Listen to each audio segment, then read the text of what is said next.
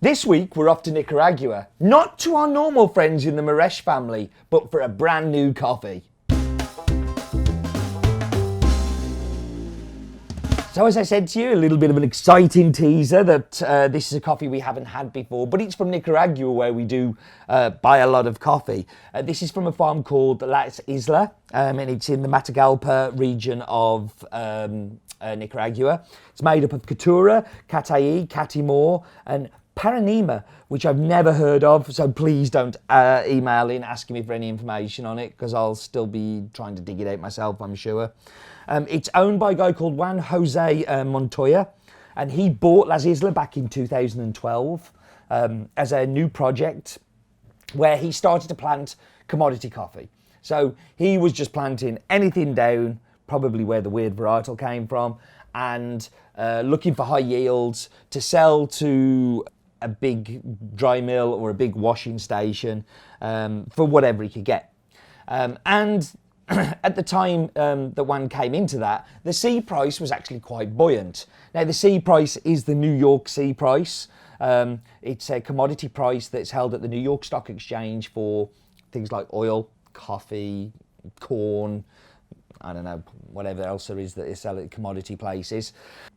The C price was at an all-time high around about that time of $3.10 a pound.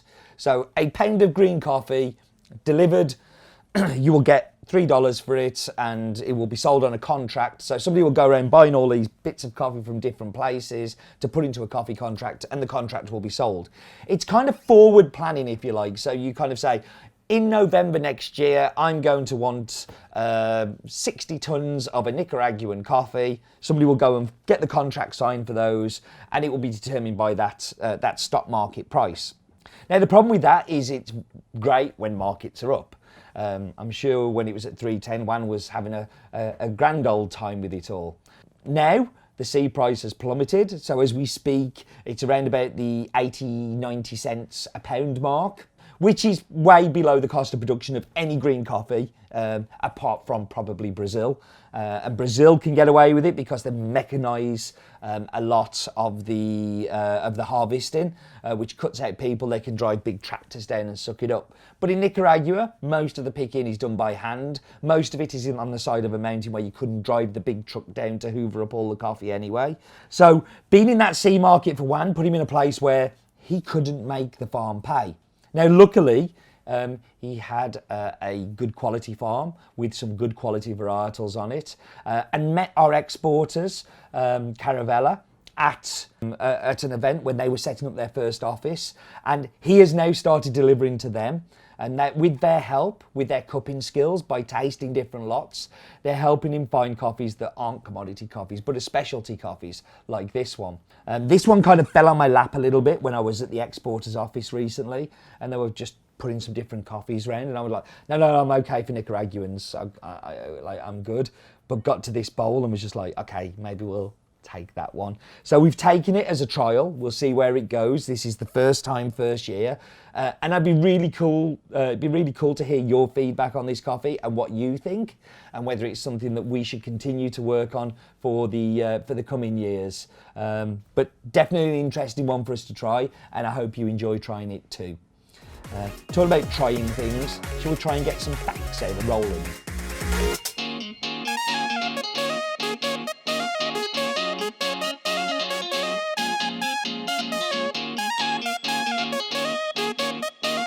So nobody's seen Roland for the past few days, so we can only surmise that he's in the warehouse. Let's go take a look.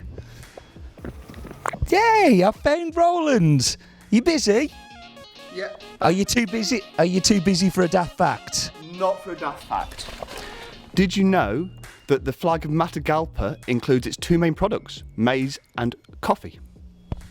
And Matagalpa's a very lovely place.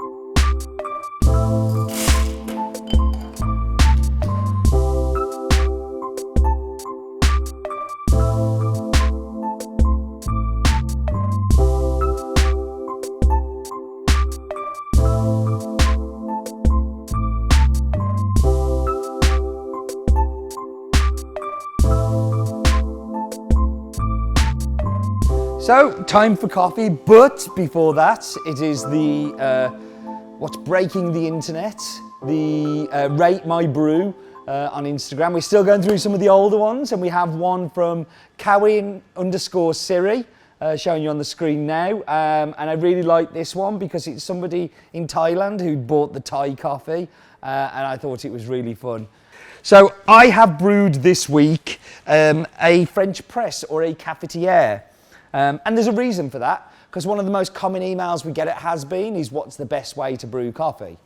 Well, there is no best way to brew coffee. Well, there is no best way to brew coffee. For me, I prefer the Chemex. For somebody else, it might be espresso or it might be a mocha pot.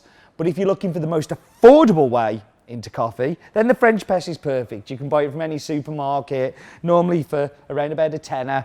If you shop around online, you can probably get them even cheaper.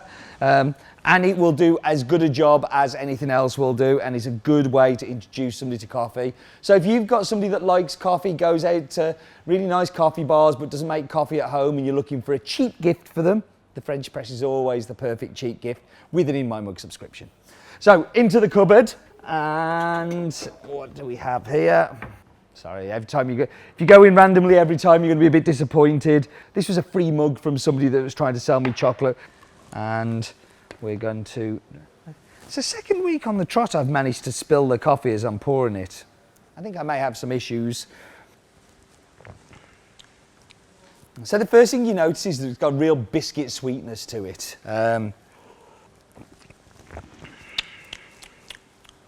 And the other taste that I really get come running through is on the aftertaste, and it's like a pear drop. It's that kind of sweet, sugary, kind of false fruit kind of flavour. Very sweet is the one thing that jumps out for me.